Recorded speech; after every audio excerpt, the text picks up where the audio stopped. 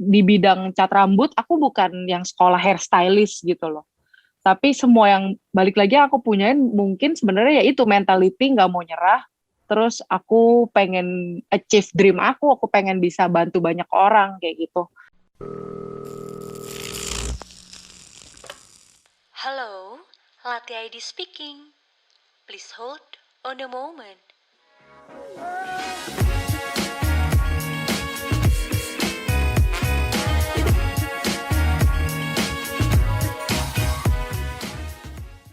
Iya, nah karena udah habis main game nih, harusnya udah lebih refresh lagi.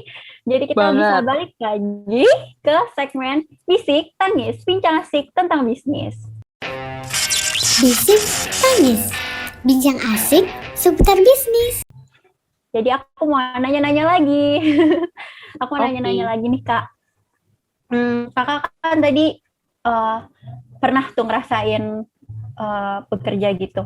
Pernah nggak sih kayak di tengah jalan akhirnya kepikiran lagi kayak pingin berhenti aja deh, pingin get a shuttle job aja. Terus kalau pernah, apa yang tetap akhirnya kakak mutusin tetap ngejalanin bisnis lagi?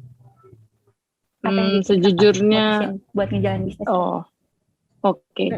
Sejujurnya pernah sih, karena kan pasti di dalam usaha ada momen kayak down banget gitu loh, kayak misalnya ngerasa ini stuck, terus misalnya penjualan gak memuaskan, terus habis itu pusing jadinya misalnya di saat orang-orang bisa liburan, aku enggak, aku tetap harus kerja. Terus saat teman-teman aku liburan Natal, misalnya aku tetap harus packing, kayak gitu.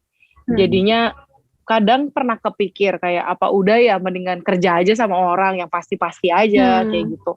Tapi ya balik lagi sih aku inget juga gitu loh kalau kerja sama orang ya juga nggak semudah itu, pasti ada pain-pain lain yang akan aku hadepin juga gitu. Terus habis itu aku ngerasa sekarang aku punya goal baru setelah aku punya usaha sendiri dan lumayan settle kayak sekarang.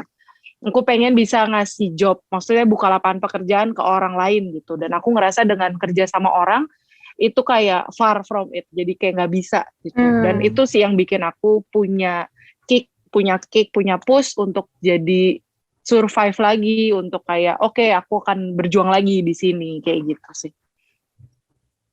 Jadi dengan mimpi kakak buat membuka lapangan pekerjaan justru malah jadi push buat ini ya, buat tetap di bisnis nih. Iya, betul.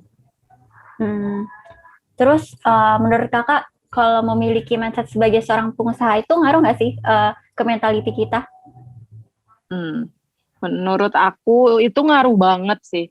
Jadi before semua yang lainnya yang kalian perluin itu adalah ya itu tadi mindset bahasanya. Jadi kayak apa ya?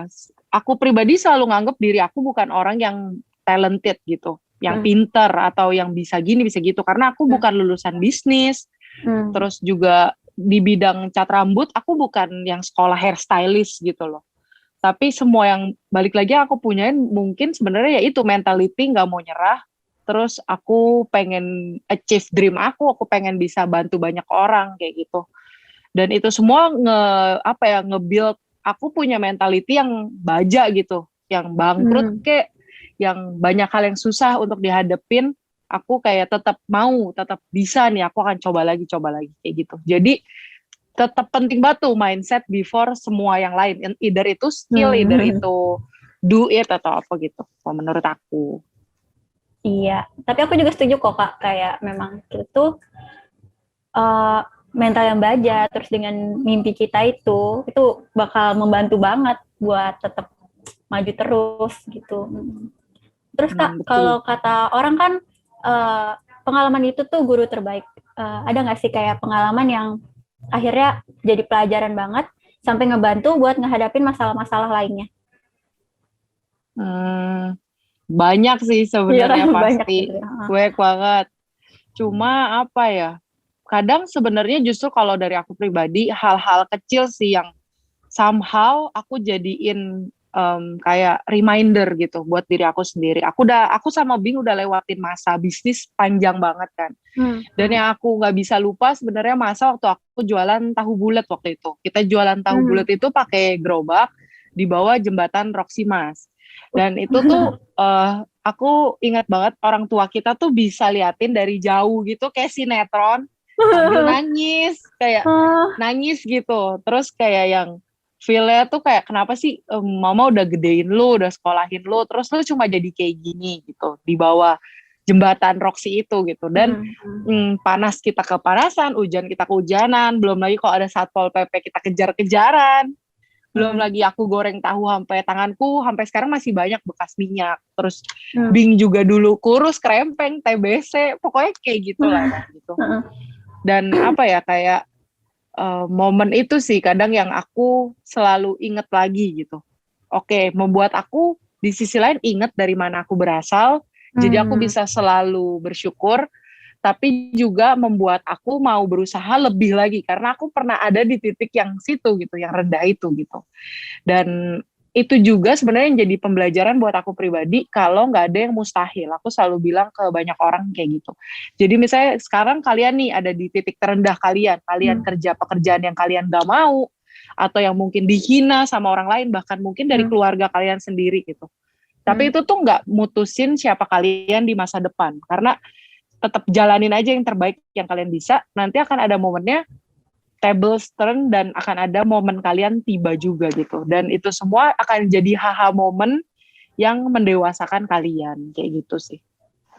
Iya, jadi justru malah pengalaman kakak di titik terendahnya bakal malah jadi buat diinget terus jadi buat kedepannya malah lebih bersyukur. Wah. Nah kak, kan di saat ini nih bisnis kakak ini udah besar banget. Kira-kira apa sih rencana kedepannya lagi? Mungkin ada kepikiran buat nambah di bisnis di bidang lainnya? Sebenarnya aku sama Bing tuh suka banget food and beverage, jadi F&B bisnis. Cuma arah ke sana kayak masih panjang kali ya. Mungkin nanti kalau kita udah lebih settle down di sini baru ke arah sana gitu. Cuma yang paling deket banget sebenarnya kita tuh pengen buka, kalau bisa pengen buka cabang salon di kota-kota lain, karena ya balik lagi kita pengen bisa open lebih banyak lapangan pekerjaan yang pasti kan. Terus habis itu aku ngerasa kadang aku feel-nya kayak gimana bad gitu, maksudnya melihat banyak orang sampai ada customerku jauh-jauh dari Batu Raja lah, dari Surabaya ke salonku gitu. Dan buat aku ngerasa aku pengen deh kalau bisa buka cabang di banyak kota, jadi banyak orang bisa dapetin hair goal yang mereka mau tanpa harus seberjuang itu gitulah. Dan ya itu tadi bisa buka banyak lapangan pekerjaan. Plus kalau dari segi produk, aku kan pedagang juga, aku pengen bisa create produk yang bagus, yang harganya juga affordable, jadi banyak orang bisa jadi resellerku gitu. Jadi di masa pandemi kayak sekarang tuh banyak orang bisa punya another job gitu untuk tambahan buat mereka. Kayak gitu sih goal terdekatnya. Wah, keren banget Kak. Semoga bisnisnya juga bakal jadi tuh segera bakal buka cabang. Jadi listeners kita nggak perlu jauh-jauh datang.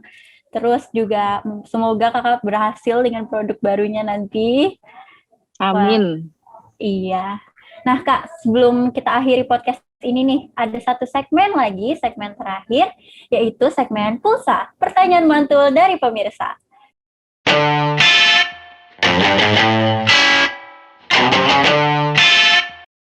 Nah, di segmen ini aku bakal bacain pertanyaan-pertanyaan dari listeners yang mungkin bisa Kakak bantu jawab. Oke Kak, jadi aku langsung aja ya bacain pertanyaan yang pertama, yaitu dari @herwijaya. Gimana caranya meyakinin diri sendiri untuk memulai usaha? Untuk be okay when it's not giving you turn out the way you want, dan what mindset should we keep in mind? Oke. Baik lagi, kalau misalnya mindset kalian yang paling utama banget tuh gak ada di dunia ini yang instan, gak ada di dunia ini yang enak doang. Itu tuh perlu kayak keep it in mind gitu. Karena banyak orang, aku tuh tahu banget, banyak banget orang yang kayak jadi pengen jadi entrepreneur karena kekinian, jadi ngebangun startup karena film ya kan. Terus ngelihat misalnya di TikTok mungkin everybody yang kayak punya bisnis terlihat enak kayak gitu. Tapi nggak gitu guys. Jadi untuk being an entrepreneur, jadi seorang businessman gitu, itu tuh pengorbanannya banyak banget. Jadi make sure itu apa yang kalian mau. Make sure it is your passion. Dan pengorbanannya gede banget sampai saat orang yang kerja kantoran bisa libur, kita tuh yang punya bisnis nggak bisa. Sampai kalau hari Minggu pegawaiku libur, aku nggak libur, aku akan take their job gitu untuk tetap bisnis ini bisa running, istilahnya kayak gitu. Jadi make sure itu yang kamu benar-benar mau, make sure itu passion kamu, dan ya itu nggak ada yang instan. Jadi ketika kalian akhirnya beneran terjun ke dalamnya dan kalian jatuh, either itu bangkrut, ditipu, atau it's not working, itu hanyalah part of the journey gitu. Jadi kayak kalian tuh naik roller coaster, enjoy the ride sebenarnya. Kalau di bisnis tuh feel-nya kayak gitu. Dan apa ya, in the end, hasilnya gitu, it's all worth it. Yang bisa aku bilang sih itu. Mungkin karena aku enjoy every proses yang aku alamin ya. Jadi aku bisa bilang kayak gitu. Karena itu bukan cuma hasil dari segi materi sih. Bukan cuma kayak membuat kita kaya or anything gitu. Tapi itu membuat kita kaya dari segi mentality, dari segi who we are kita sekarang gitu. Bisa jadi manusia yang lebih baik, jadi manusia yang lebih dewasa. Dan in the end, bukan tentang all about diri kita lagi. Karena ketika kita udah punya usaha, kita punya tanggung jawab, ada beban pegawai-pegawai yang kita bawa gitu, itu akan jadi about banyak orang kayak gitu. Jadi it's all sangat worth it buat setiap pengorbanannya, buat setiap susahnya dan journey-nya kayak gitu sih. Iya, jadi kalau dari kakaknya tadi bilang, pokoknya make sure it's your passion gitu ya. Yep. Karena kan memang nggak ada yang instan dan nggak ada yang mudah juga. Jadi benar. Dengan kalau itu passion kita, pasti ya kelewat lah semuanya. Oke, aku lanjut diperjuangin. Ya. Benar banget. Nah, Kak, mungkin aku langsung aja bacain pertanyaan selanjutnya ya. Pertanyaan selanjutnya ada dari @sadamharis_. Pertanyaannya, gimana caranya rampungin pikiran bareng sama bisnis partner? Nah, gimana nih kalau kakak sama Yang pertama, yang pasti yang tadi aku sama Nando udah bilang, itu komunikasi sih. Itu tuh penting more than anything. Istilahnya kalau nggak ada komunikasi, ide yang sebagus apapun nggak akan bisa terrealisasikan dengan baik gitu istilahnya. Terus habis itu balik lagi itu, milikilah kepentingan si perusahaan ini lebih dari kepentingan pribadi gitu. Banyak orang yang cerita sama aku akhirnya gagal sama partner bisnisnya karena in the end kepentingan pribadi tuh ngalahin kepentingan si PT-nya gitu, si perusahaannya. Jadinya misalnya aku punya egoku dengan ide yang aku mau, misalnya kayak gitu. Partner bisnis kita nggak sama, nggak sevisi misi gitu. Atau ya sebaliknya lah. Tapi ketika kita punya satu titik batas, oke, ini adalah batas mentoknya, yaitu kesuksesan si bisnisnya. Membuat kita berdua mau mentok-mentok gimana pun ya ada roof-nya gitu loh, ada stop-nya kayak gitu. Jadi ya itu, kalau udah punya partner, kalian berdua harus set mission, visi, misi, goal kayak gitu. Jarak dekat, jarak jauh. Misalnya misi kita sebulan, misi kita 6 bulan, setahun. Dan jadinya workingnya, berantemnya around itu aja. Jadi kalau udah luar dari itu, kayaknya tuh udah nggak sehat gitu. Kayak harus balik lagi ke basicnya, ke dasarnya gitu. Harus punya itu sih, rules yang ngeset kita sama partner kita bisa stay bareng, duduk, ngomongin itu baik-baik gitu. Jadi visinya itu malah jadi dasarnya juga ya. Dan itu tinggal komunikasinya aja lagi, selancarnya gimana. Betul. Oke, makasih banget Kak jawabannya. Semoga menjawab banget kegundahan dari listeners kita semua. Terus biar lebih semangat lagi nih Kak, boleh dong kasih motivation quotes yang terakhir nih buat listeners kita. Oke. Motivasi quotesku ini biasanya motivasi yang Bing pakai. In the end, semua manusia tuh akan mati, guys. Literally, itu bener-bener begitu gitu kan. So, enjoy every minute, enjoy every second, karena itu semua nggak akan balik lagi.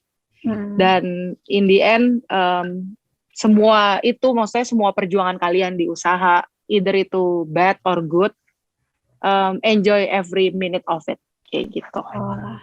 Enjoy every minute of it. Oke, listeners, finally quotes dari Kak Sarah tadi menghantarkan kita ke penghujung dari podcast ini. Sebelumnya aku mau berterima kasih banget sama Kak Sarah karena udah mau sharing-sharing nih sama kita, udah memberikan kita pembelajaran juga dari apa yang Kak Sarah lakuin ke Bingdot Salonnya. Semoga bisnisnya lancar terus ya Kak.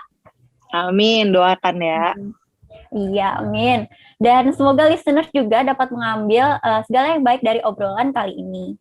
buat kalian juga nih yang mungkin punya pertanyaan atau kegelisahan di dunia perbisnisannya dan butuh saran dari orang yang berpengalaman, boleh banget langsung isi sesi Q&A di story Latih ID atau langsung direct message ke @latihidofficial. Jangan lupa juga follow Instagram kakaknya apa Kak? Instagram kakaknya? Dotsbing. @dotsbing. Dan jangan lupa juga follow @bing.salon ya Kak. Yoi. Dan pantengin terus sosial media kita. Stay tune buat episode-episode selanjutnya. Jangan lupa follow Latih ID Official, Latih ID Speaking di Spotify. Dan jangan lupa like, comment, dan subscribe di YouTube Latih ID. Aku Nada, pamit undur diri dulu. See you in the next episode. Bye.